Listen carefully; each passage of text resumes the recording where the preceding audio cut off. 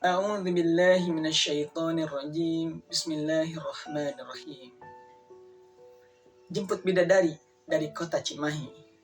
Benahi diri untuk ridho ilahi.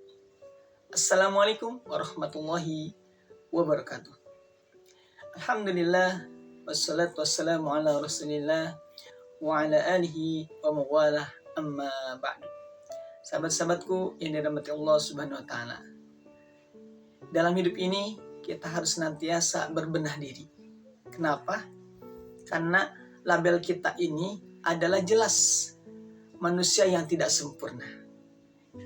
Label kita itu al-insanu mahallul khata' wan nisyan.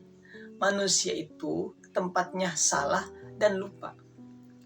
Jadi karena kita adalah bukan produk salah, bukan. Kita bukan produk salah, kita produk yang super sempurna.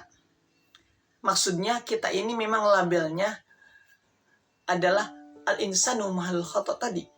Manusia itu tempatnya salah dan lupa. Karena kalau nggak ada salah, nggak ada lupa, malaikat namanya. Yang namanya manusia pasti ada yang namanya salah. Pasti ada yang namanya lupa.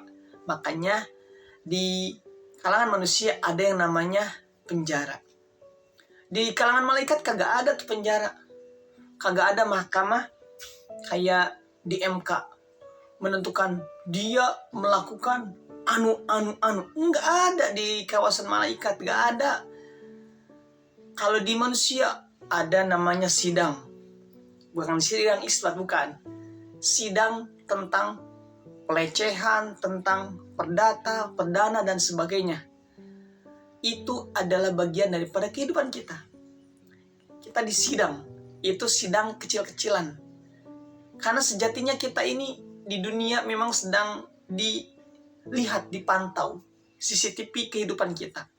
Kita nanti akan disidang sejatinya, sesungguhnya di mahkamah Allah. Kita akan disidang. Hari ini, apa yang kita lakukan? Kemarin, apa yang telah kita perbuat? Besok apa yang akan kita lakukan? Semuanya akan disidang.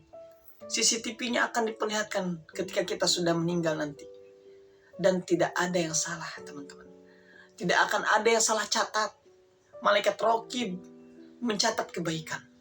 Malaikat Atid mencatat keburukan. Setiap kebaikan yang kita lakukan ditulis dengan sempurna tanpa ada kecacatan. Dan setiap keburukan yang kita lakukan juga ditulis tanpa ada kesalahan oleh kedua malaikat tersebut. Nah, teman-temanku yang dirahmati Allah Subhanahu wa taala, karena kita adalah manusia yang senantiasa salah dan lupa, maka kita sudah sepantasnya untuk senantiasa berbenah diri, memperbaiki diri. Kadang kita semangat untuk beribadah, rajinnya minta ampun. Terkadang kita loyo untuk bisa pergi ke masjid, apalagi kalau sedang dirundung kesibukan. Karena memang al-imanu yazdadu wa yanqus, iman itu naik dan berkurang. Jadi kadang-kadang kita semangatnya pol, kadang-kadang kita melempem. Dan itu wajar-wajar saja.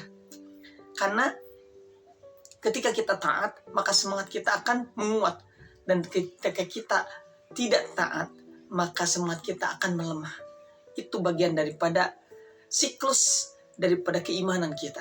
Nah, teman-teman yang dirahmati Allah Subhanahu wa taala, bagaimana solusinya ketika itu terjadi? Maka solusinya adalah kita harus meminta kepada Allah. Makanya ada yang namanya Allahumma aslihli sya'ni kullahu wa la takilni ila nafsi tarfata ainin. Ya Allah, perbaikilah diriku semuanya dan jangan biarkan itu kepadaku walaupun sekejap mata.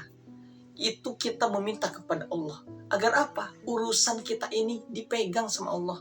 Bahkan sampai kedipan mata pun juga diserahkan kepada Allah. Karena jelas, kita ini manusia yang lemah.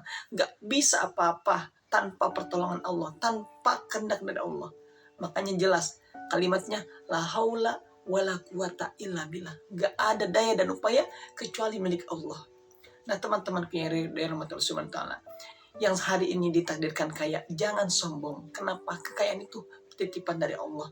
Yang hari ini tertakdir tidak banyak hartanya atau miskin, jangan mengeluh, karena itu juga bagian daripada takdir Allah. Rasulullah SAW gak berbangga ketika banyak hartanya, dan Rasulullah juga tidak pesimis ketika kondisinya berkekurangan. Beliau menjalannya dengan sebaik mungkin, dan itu menjadi pelajaran buat kita. Kita harus mengidolakan apa yang menjadi teladan di Rasulullah, karena memang Rasulullah tidak diciptakan kecuali untuk menjadi teladan buat kita, gitu. Rasulullah diutus ke dunia ini, ke muka bumi, untuk menjadi teladan kita. Hari ini apa yang kita lakukan? Teladannya, udah paling artis. Kita mengidolakan artis. Kalau dulu waktu zaman Michael Jackson didolakan. Anak-anak, siapa idolanya? Batman atau Shinchan, Tuxedo bertopeng.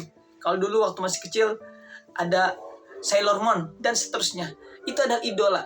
Nah, mari di masa yang terbaru ini, kita sebagai orang tua, kita sebagai kakak, kita sebagai individu masing-masing, yuk kita luruskan idola kita.